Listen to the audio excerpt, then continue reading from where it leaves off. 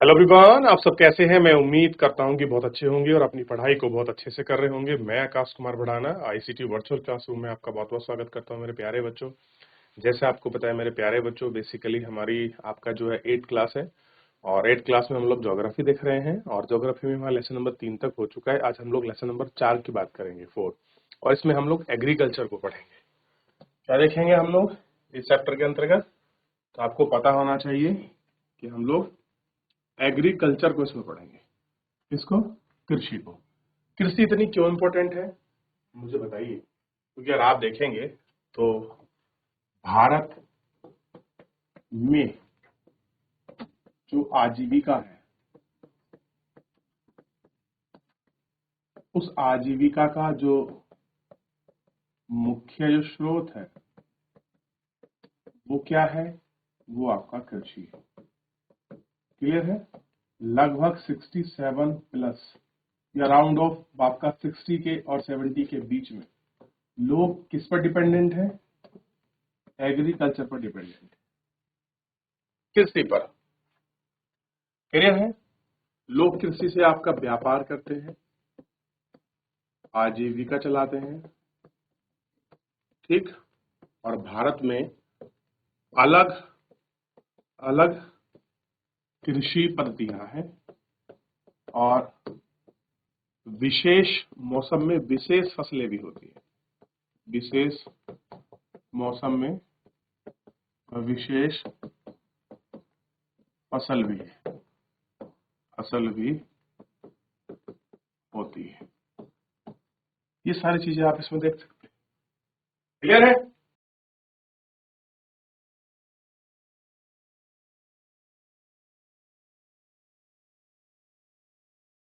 आगे बढ़े। गुरमीत, मधु और टीना एक गांव से गुजर रहे थे। 3 दोस्त हैं। गुरमीत, ये गुरमीत जी हैं। मान लीजिए मधु है और ये टीना। एक गांव से गुजर रहे थे।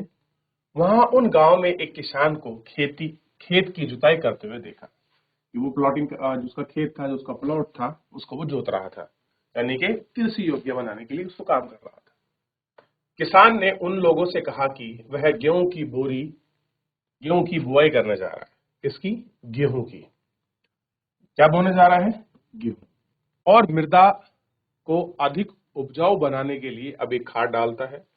उसने बच्चों से कहा, गेहूं मंडी में अच्छी कीमत पर बिकेगा, उससे वो आटे में परिवर्तित कर देगा और कारखाने में डबल रोटी और बिस्किट बनेगी। समझने का प्रयास कीजिए। ये कह रहा है ये मेरा खेत है, इस खेत में मैं बाप की जुताई करूंगा, इसमें मैं गेहूं लगाऊंगा, उर्वरक गिरूंगा, फिर उससे क्या मिलेगा मेरे को? गेहूं पैदा होगा इसमें। ठीक है। इस गेहूं को मैं क्या बनाऊंगा? आटा। ठीक। और आटे से क्या बनेगा? डबल रोटी, यानी कि ब्रेड बनेगा। क्या बनेगा? ब्रेड बनेगा। ब्रेड या बिस्किट बनेंगे। क्या बनेंगे? बिस्कुट या बिस्किट बनेंगे। क्लियर है? तो जो आप बिस्किट खाते हैं वो आपके चाय के कप प्लेट के साथ आपके मुंह तक जाने में उसने एक बहुत लंबा संघर्ष झेला होता है। इतनी मेहनत उसमें की होती है किसी व्यक्ति ने, तब आकर वो चीज आपको प्राप्त होती है। क्या होती है? वो चीज आपको मिलती है। क्लियर है? ये थोड़ा सा आपको देखना चाहिए। पौधों से परिष्कृत उत्पाद तक एक रूप में 3 प्रकार की आर्थिक क्रियाएं शामिल है। कह रहे अगर आप पौधों का फिल्टरकरण देखोगे तो रूपांतरण में 3 प्रकार की आर्थिक क्रियाएं सम्मिलित है। प्राथमिक, द्वितीय और तृतीय। कैसी है? प्राथमिक, द्वितीय और तृतीय। ये 3 प्रकार की क्रियाएं इसमें लगी हुई हैं, या 3 प्रकार के हम रेडियो एक्टिव जो तत्व हैं, वो चीजें हैं, उनको हम लोग देखते हैं। प्राथमिक क्रियाओं के अंतर्गत उन सभी क्रियाओं को शामिल किया जाता है जिनका संबंध प्राकृतिक संसाधनों के उत्पादन और निष्कालन से है। कैसे है? उत्पादन से है और आपका निष्कालन से है।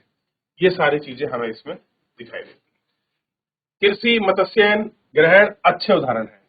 यानी जो आपका कृषि है, मत्स्यन है और संग्रहण है, इसके अच्छे एग्जाम्पल है। कैसे हैं इनके? अच्छे दो उदाहरण के रूप में हम इनको देख सकते हैं और आपका समझ सकते हैं। ये क्या होंगे? अच्छे उदाहरण हमको देखने के लिए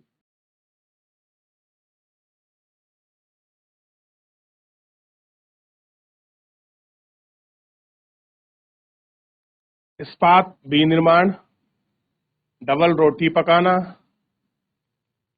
कपड़ा बुनना, उदाहरण करना, तृतीय क्रिया और प्राथमिक द्वितीय सेवाएं, सेवा क्षेत्र सहयोग प्रदान करती है, यातायात, व्यापार, बैंकिंग, बीमा, विज्ञापन, इन सारे चीजों को हम लोग इसके अंतर्गत आपका अच्छे से देख सकते हैं। तो ये सारी चीजें आती हैं कि प्राथमिक का क्षेत्र कौन सा है, द्वितीयक का क्षेत्र कौन सा और तृतीयक का। तो प्राथमिक में क्या हो गया आपका, एग्रीकल्चर बेस्ड चीजें, जैसे कृषि हो गया, मत्स्यन हो गया, संग्रहण हो गया। और वहीं अगर हम द्वितीयक की बात करेंगे, भाई ये जो हमने जो क्रिया देख ली, ये सारी प्राथमिक एक्टिविटी की है। अब हम द्वितीय की बात कर रहे हैं, तो इस्पात निर्माण, डबल रोटी, यानी कि गेहूं से आटा बना और आटे से डबल रोटी, ये सेकेंडरी है। और हमने कपास से कपड़ा बनाया, तो ये आपका द्वितीयक का है। तृतीय क्रिया में क्या है आपका, बैंकिंग, बीमा, विज्ञापन, डॉक्टरी सेवा, ये सब चीजें आपका तृतीय क्रियाकलाप के अंतर्गत आती है। तो आपको क्लियर होना चाहिए कि प्राथमिक क्रियाकलाप में और द्वितीयक भाव क्रियाकलाप में कौन कौन सी चीजें आती हैं, किन किन चीजों पर हम उनको निर्भर मानते हैं, किनको हम प्राथमिक और द्वितीय का भाग समझते हैं। क्लियर है, ताकि आपको क्लियर हो कि प्राइमरी में कौन सा है और सेकेंडरी में कौन सा है। क्लियर है, चलिए देख लीजिए इसको।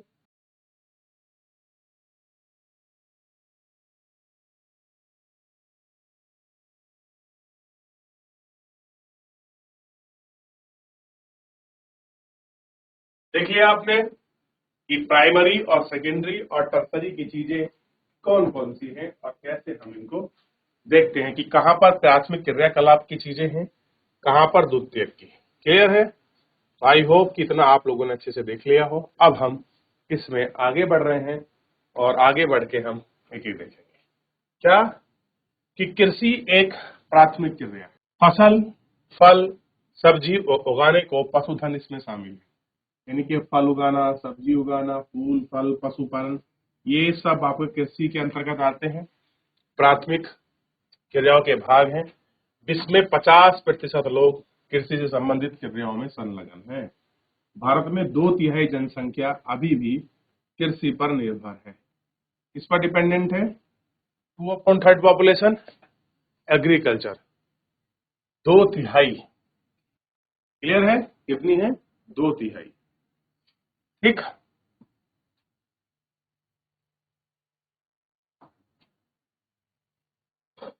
अब देखिए एक शब्द आया था एग्रीकल्चर, पहले ये पढ़ लेते हैं फिर उसको समझेंगे।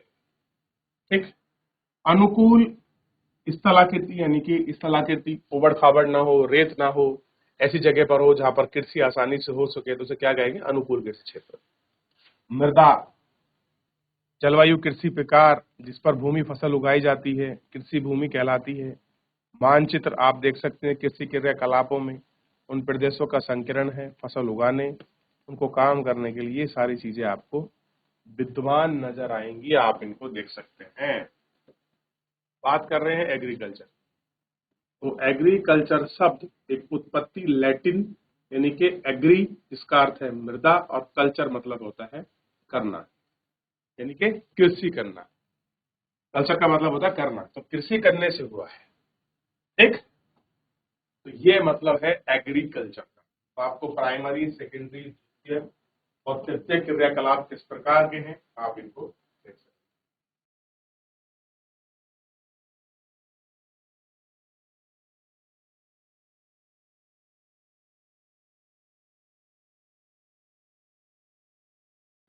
अब देखिए ये विश्व मानचित्र है, वापस मैं आपको बता दूं, north America, sorry south America है, और ये है नॉर्थ अमेरिका।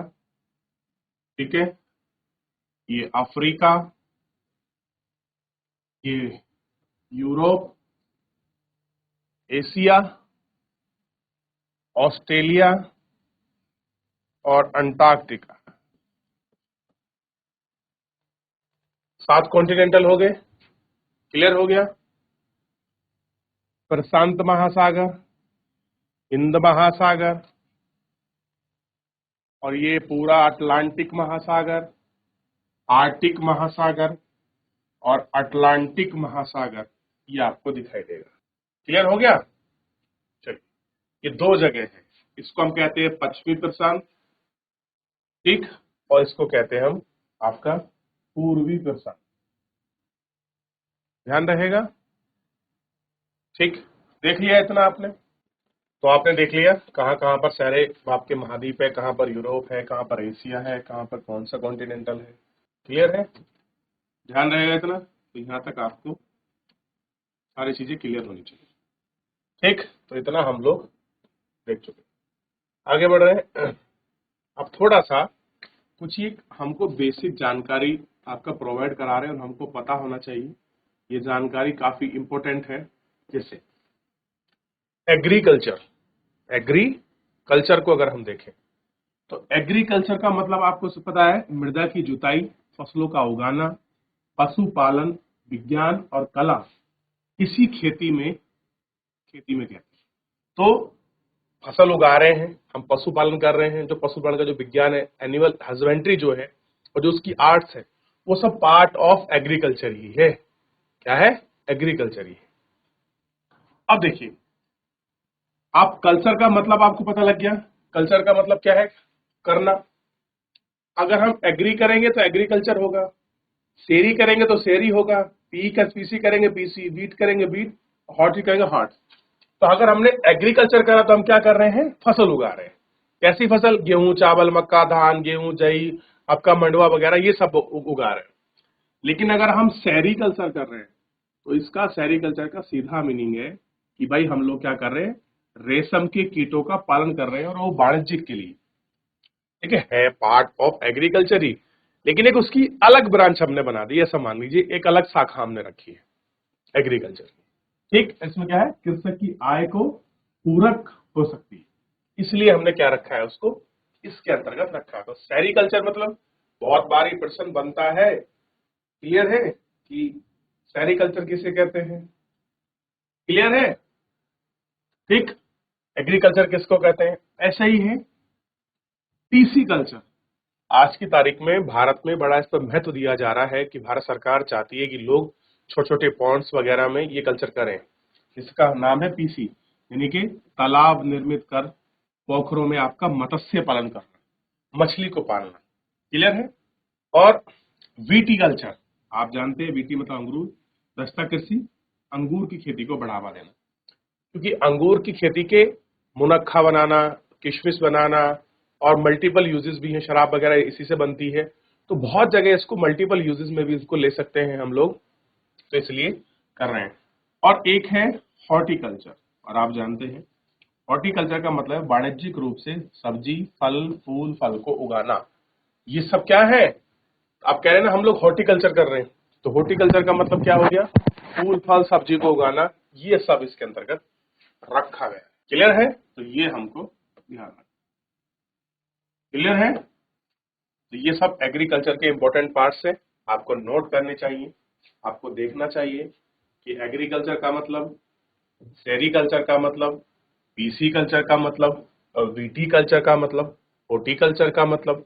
हमने अभी अभी पढ़ा है कि जो हमारा कल्चर है, उस कल्चर का मतलब क्या है मेरे प्यारे बच्चों? तो देखिए, कल्चर मतलब जिसका मतलब कृषि करने से हुई, तो कल्चर का मतलब है करना। क्लियर है? ठीक, तो ये हमने इसमें देख लिया कि एग्रीकल्चर, सेरीकल्चर, ये सारी चीजें हमको अच्छे से क्लियर हो गई।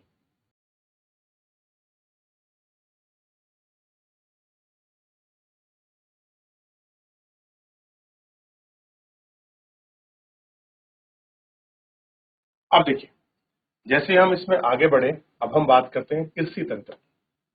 तो तंत्र का मतलब होता है सिस्टम, एग्रीकल्चर का जो सिस्टम है उसकी हम अगर बात करें, कृषि या कृषि को एक तंत्र के रूप में देख सकते हैं। इसके लिए महत्वपूर्ण है निवेश, बीज, उर्वरक, मशीन, श्रमिक, ये सारे इंपोर्टेंट फैक्टर।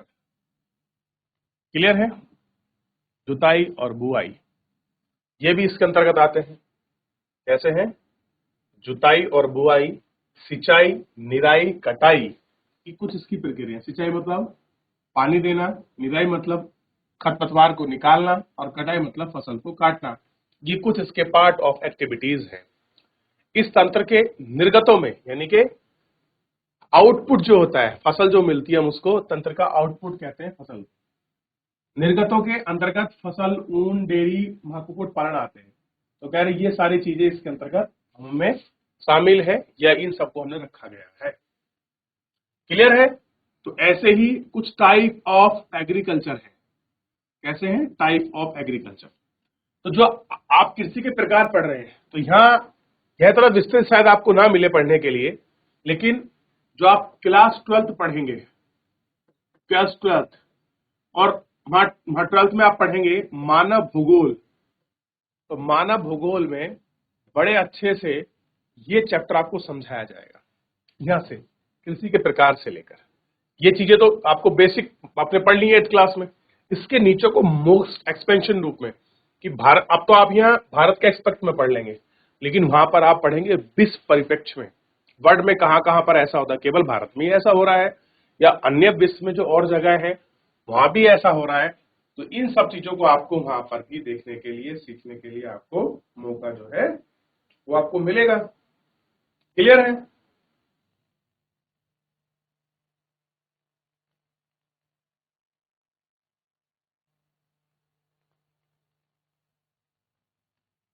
निर्वाह कृषि एक प्रकार की कृषि वह परिवार की आवश्यकताओं को पूरा करने के लिए की जाती है। पारस्परिक रूप से कम उपज प्राप्त करने के लिए निम्न स्तरीय प्रौद्योगिकी और पारिवारिक श्रम की उपयोगिता है। कैसे है? पारिवारिक ये चीजें हैं, इन श्रम की जो उपयोगिता वो कम। निर्वाह कृषि को पुनः गहन आपका निर्वाह कृषि और आदिम कृषि में वर्गीकृत किया जा सकता है। कैसा है? इन सब चीजों को हम वर्गीकृत कर सकते हैं, हम उनको डिवाइड कर सकते हैं, हम उनको क्लासिफाई कर सकते हैं। कैसे? गहन निर्वाह कृषि और आदिम कृषि। जैसे पहली कृषि को देखिए, गहन निर्वाह कृषि, किसान एक छोटे भूखंड पर साधारण औजार यानी कि जो भी उसके पास नॉर्मल चीजें हल वगैरह से अधिक श्रम से क्या करता है? खेती करता है। अधिक धूप वाले दिनों में युक्त जलवायु और उर्वरक मृदा के खेत में एक बरस से अधिक फसल उगा सकता है। चावल मुख्य फसल होती है। फसल में गेहूं, मक्का, धान, तिलहन शामिल है और कृषि के लिए दक्षिण पूर्वी एशिया, सघन मानसूनी प्रदेश, ये सारी चीजें इसके अंतर्गत आपका प्रचलित है और आप इनको देख सकते हैं। क्लियर है? आप इनको अच्छे से देख सकते हैं कि कहां कहां पर आपको ये सारी चीजें दिखाई देंगी।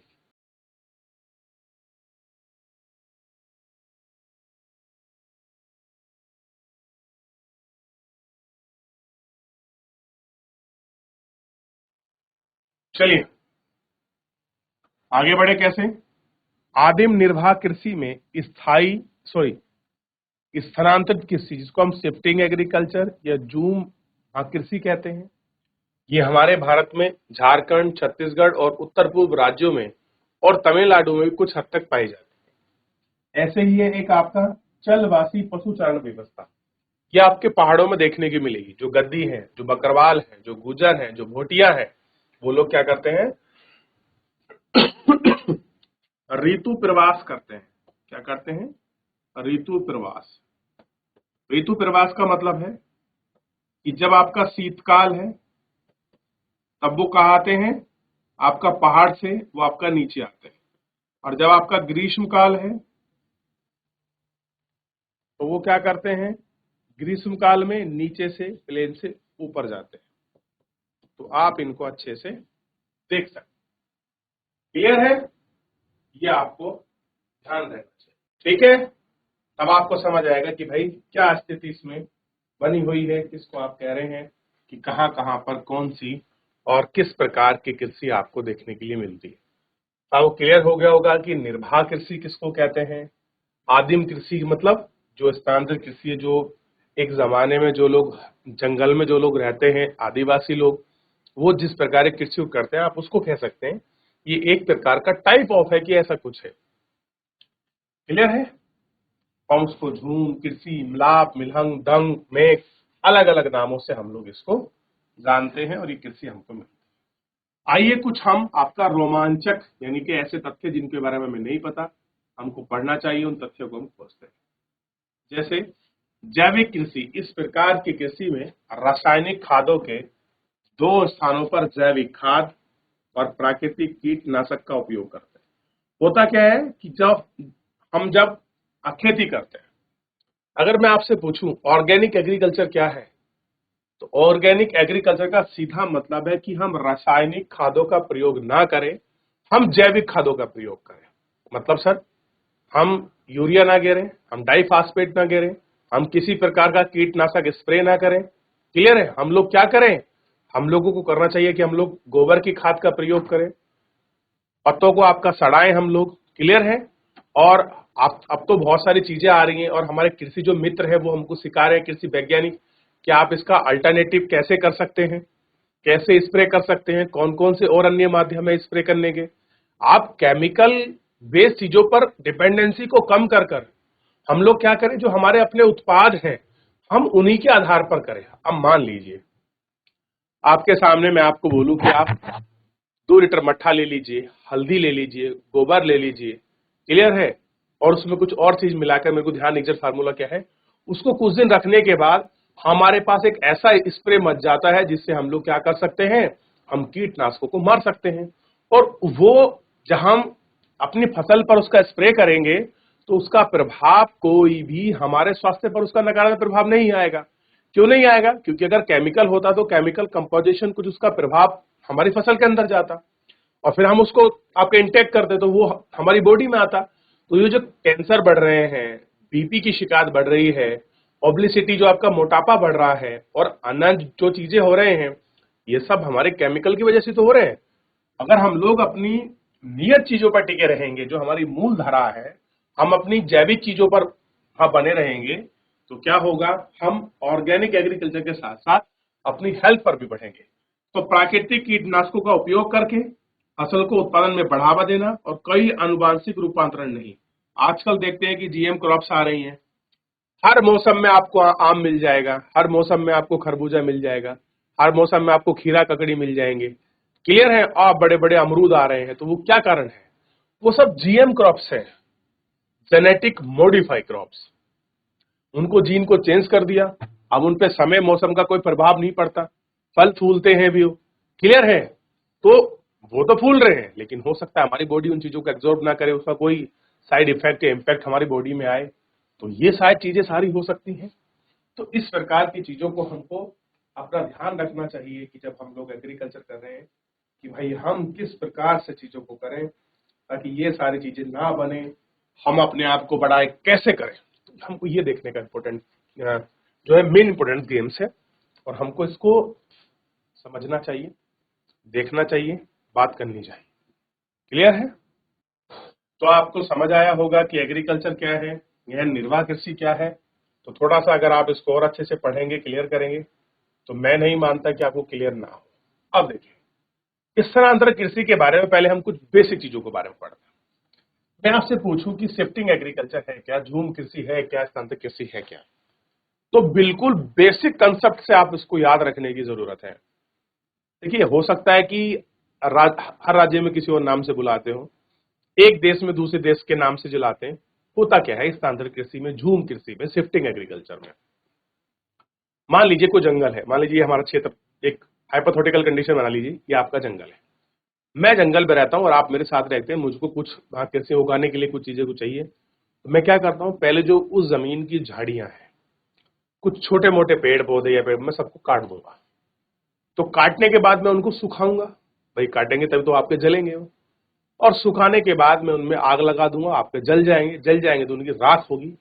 फिर मैं अपने उस जमीन को खोदूंगा, फिर मैं अपने बीज को बोऊंगा, फिर मैं अपनी फसल को काटूंगा और मैं एक या दो फसल लेने के बाद इस खेत को छोड़कर मैं किसी और दूसरी जगह चला जाऊंगा, फिर सेम प्रोसीजर वहां अपनाऊंगा, फिर सेम प्रोसीजर वहां अपनाऊंगा और कुछ समय के बाद 10-5 साल बाद वापस यहां आ जाऊंगा। क्लियर है? ये जो प्रक्रिया है, ये जो तरीका है कृषि करने का, यही तरीका है आपका स्थानांतरण कृषि, और इसी को हम शिफ्टिंग एग्रीकल्चर या अन्य नामों से भी हम लोग जानते हैं। तो आपको क्लियर होना चाहिए कि शिफ्टिंग एग्रीकल्चर क्या है। क्लियर है?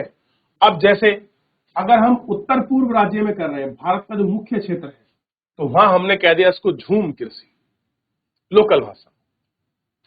मिलाप कह दिया हमने मेक्सिको में, मेक्सिको रीजन आप जानते हैं, क्लियर है कहां पर है मेक्सिको। और रोका कह दिया हमने ब्राजील में, और लंदांग कह दिया हमने मलेशिया में। तो अलग अलग नामों से, अलग चीजों से इसको जाना जाता है। ये आपको बच्चों क्लियर होना चाहिए कि कहां पर शिफ्टिंग एग्रीकल्चर है, कहां पर कैसा है। तो कल हम लोग और कृषि के प्रकार, तरीकों को पढ़ेंगे और जानने का प्रयास करेंगे। फिलहाल आज के लिए इतना ही, मिलते हैं नेक्स्ट लेक्चर में। धन्यवाद।